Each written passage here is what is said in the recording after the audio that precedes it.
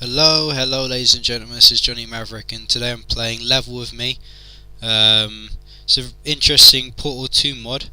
Uh, Various authors. It's a kind of a collaboration, and how it came about is Robert Yang, who of course did the Radiator mods for Source, among other things. So he's done quite a lot. I think he was involved in quite a lot of Half-Life modding, a bit before my time.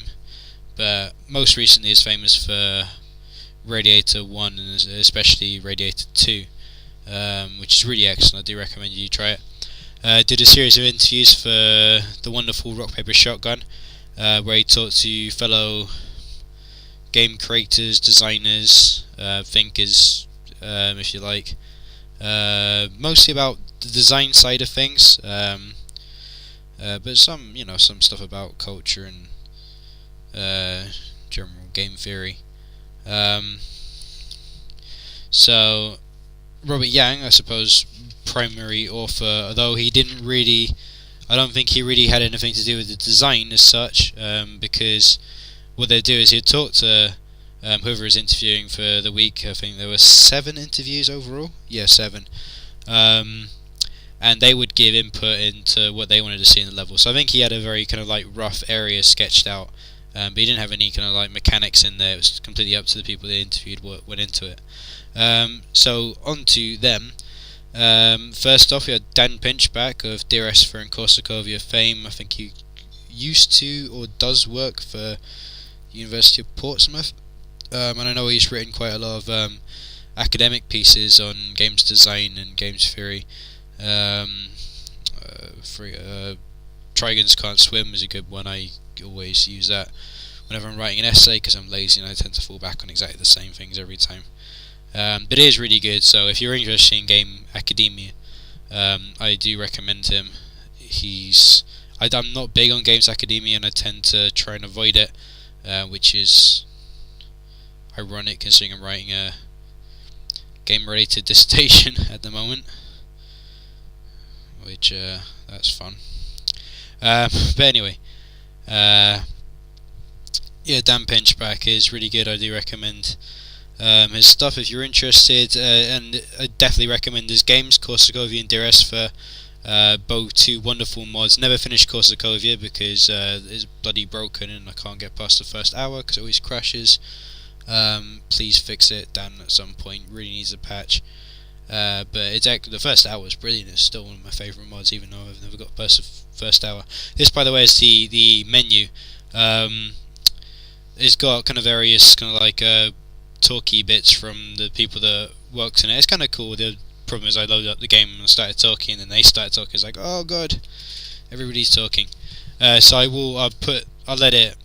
I've recorded a scroll through of all it just kind of loops over and over again. I've got a whole, I think it's about 3 minutes, and I'll play at the end of this video. So part 1 will just be me talking. If that sounds like hell to you, then feel free to go into part 2. I don't blame you. Next up, we had Jack Moonahan, who's worked on Darkest of Days. I think he's done some stuff for maybe modding. I'm not entirely sure. I didn't really know who this guy was. I know Darkest of Days, the game he worked on. It wasn't a great game. I only played the demo and absolutely hated the demo. I didn't finish it. Really fascinating idea though, kind of about I think it was like a time agency, and you were a time agent, and you kind of went through time trying to stop some evil dude who was trying to mess time up. Various locations. You'd end up in kind of like ancient Rome, various wars, kind of American Civil War, etc., etc. Yeah, it was kind of cool. In concept, in practice, lots of problems, and they talk a bit about that in the interview. It almost makes me want to go back and give it a second chance, because I wasn't kind of just loaded up the demo the first time. What the hell's this? This is kind of interesting. Oh, but it's shit, and I'm not playing it anymore. He's currently working on a UDK game, so that'd be Unreal Engine 3, called Animal Memory. So check that out. I don't really know much about it, but sounds interesting, and he's a really good artist. There was a link to some of his art. I had a look at that. Really cool. So definitely someone who's worth looking up, and I certainly will be. And then because what they added, Dan Pinchback, going back to him, sorry it's a bit all over the place, but what do you expect? It is me.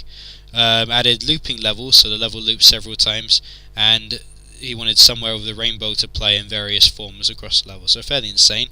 Dan Moonahan added Extenuous Light Bridge, so there's a light bridge in a level, which I presume isn't for anything, unless it's been made for something by someone else. Loads of boxes, he liked boxes dropping everywhere, pointlessly, and he wanted the level to complain somewhat. Next, there was Magnar Jensen, who works on Ghost Recon Advanced Warfighter 2, which, this isn't me having a go at the game, but is what I think is wrong with the games industry, because it's run through that name, Ghost Recon. Right there you have a 11-year-old boy's wet dream. Advanced Warfighter, I think that's one step worse than Advanced Warfare, and then 2, so it's a bloody sequel. The game might have been fantastic, never played it, I just hate the title. Well, I suppose it's no worse than Call of Duty Modern Warfare 3, or any of the other bollocks we get these days. And also the ill-fated Bionic Commando, he was at Grin for a while. On the modding side, he's made Mission Improbable, which is excellent. It's a masterclass in level design, and I recommend you play it, especially when the third part comes out, which should be sometime 2012. More recently he made Woobservatory, which I haven't played yet, and I will actually make that. I'm going to do some more source modding stuff. I've always liked source modding, and to be honest, Sayura got a bit on top of me, so I'll be doing Sayura as well as work. Yeah, I think Woobservatory, I might as well. It's been on my hard drive for a while, haven't played it yet. And he added a light source. He was quite less insane than the others, let's say. He was quite pragmatic about the whole thing. Added a light source, a tractor beam for a puzzle, which turned out to be getting into a secret area, which is where they're going to put Somewhere Over the Rainbow, and a hallway so the next person who comes along could have a bit of space to work with. Who was Brendan Chung, who I'm not overly familiar with. I've heard his name loads and loads and loads of times. I know he's done a lot of stuff on Doom, modding wise, Half-Life. He made a game called Gravity Bone, which has been sitting on my hard drive for ages. Never played it. I have played a game called Grotto King. It's not one of his famous ones by any means, but that's the one thing I have played that he's made. It was alright from my remember of it.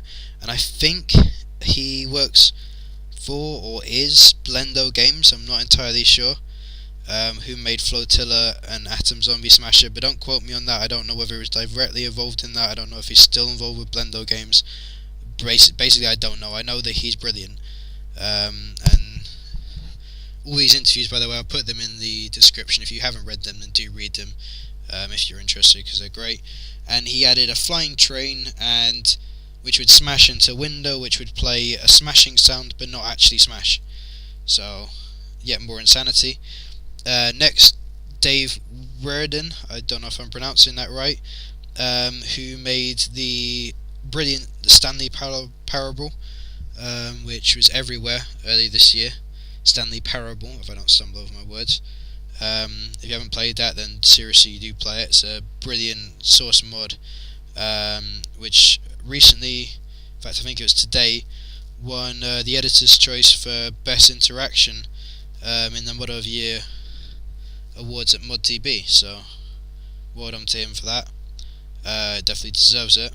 And he wanted to add in more audio from the interviews. And then you got Ed Key, who's working Protheus, which is a really cool exploration game. It's not out yet. I think it's still in alpha. Might be. I think it's in beta. I've certainly been highly inspired by it, taking some inspiration from my own project that I'm working on. And he basically just added a whole bucket load of insanity into the level, in the form of stretched textures, and I didn't really understand what was going on, fence posts, etc, etc. And finally we have Richard Perrin, who's working on Cairo, which is another exploration game in the Unity engine. This looks kind of cool. I've already played the very early alpha build. It's kind of, you walk around these really abstract spaces, and I believe there's some kind of puzzle in there. I didn't really get that from the thing I played, but I think that was extremely early. It was ages ago when I played it. And he added in. He wanted bodies floating around in an acid pool they've got in the level. But they found that there weren't any Portal 2 objects like that. There was Chell's body, but it doesn't have any kind of. I don't think it's even got any collision on it as a model. So they had to attach it to a barrel. I don't know if they kept that. He said it was funny, but it might be a bit confusing. So anyway, that's what I'm playing. It's basically a whole load of insanity that's been thrown together from various people over the last few weeks. I am expecting something pretty weird, probably quite hard to play, pretty out there. I'm slightly worried because it only got released today and there's no walkthrough, so if I get stuck, I'm not going to be able to just fake it and exit out the video and go and check and come back and say, oh, I faked it, but we can carry on. So, yeah, I'll have a quick break and stop talking and edit this video so I can free up space on the hard drive, and when I come back, we'll be in the first level, I suppose. I don't even know how many levels there are, whether it's even separate levels. Definitely going to be interesting, so in a bit. Paper has a grain. Basically every kind of material you work with has a certain grain. You can go against it. You can go on, like vellum. There's a good side and a bad side, or a rough side rather, and a smooth side. Like you always have to be kind of sensitive to sort of things. And so I think there's a tendency to think with video games is like, oh, it's all computers. So all these kind of very corporeal sort of traits are no longer applying, but it's not quite true. It's mostly numbers, but numbers have their own kind of grain to them sometimes. I feel like games in general, they love explaining everything that they do. They love explaining like this thing is going to happen and this is why and this is what you need to do in that situation. And it takes away the whole mystery of things. There's nothing for the player to really figure out on their own. There's no connections for them to make. Like I read some quote where if you tell the viewer 2 + 2 and let them figure out that it's 4, then they'll love you for life. Writing in general, I think there's a lot more scope for this in games than we get at the moment. I don't think things have to make sense. I don't think we require logical kind of causal sequences in many other art forms. But we don't need every single dot to join. And sometimes it's just about the kind of sense that things paint or create. And I think voiceovers and scripts in games can do that as well. It feels like I'm just putting into existence this thing that was already there. I think the reason I like it is because I don't quite understand it. It's like when it's all just in your head, you're like, oh, fuck this. When somehow someone else actually connects with it, you go, oh, maybe I can really find an appreciation and a fulfillment in this rather than just, like how many creatives have put a shotgun in their mouth? I mean, that's something that I guess is quite inspiring to me, is being able to go for walks and not have to worry about getting lost. If you kind of know, as long as you kind of know roughly the area you're in, or you know you're in somewhere where you can't kind of completely get lost, you can kind of free yourself a bit and regain some of that kind of innocent type of exploration, like throw a stone up in the air and go in the direction it points, kind of thing. So that kind of spirit of wandering definitely plays into it. The design is about challenging myself to do the things I want to do, but do them in a way that's not necessarily my comfort zone. Because I like storytelling a huge amount. That's one of the things that has drawn me into games. The games that I think about growing up, really affected me was more about the characters and the personalities. So I wanted to make games that told stories, but I wanted to make games that told more personal stories. I wanted to challenge myself to not rely on the usual cruxes of dialogue and traditional exposition. And I wanted to see if I could make myself I could find a way, to explore a story through a world alone, but without all of those normal crutches.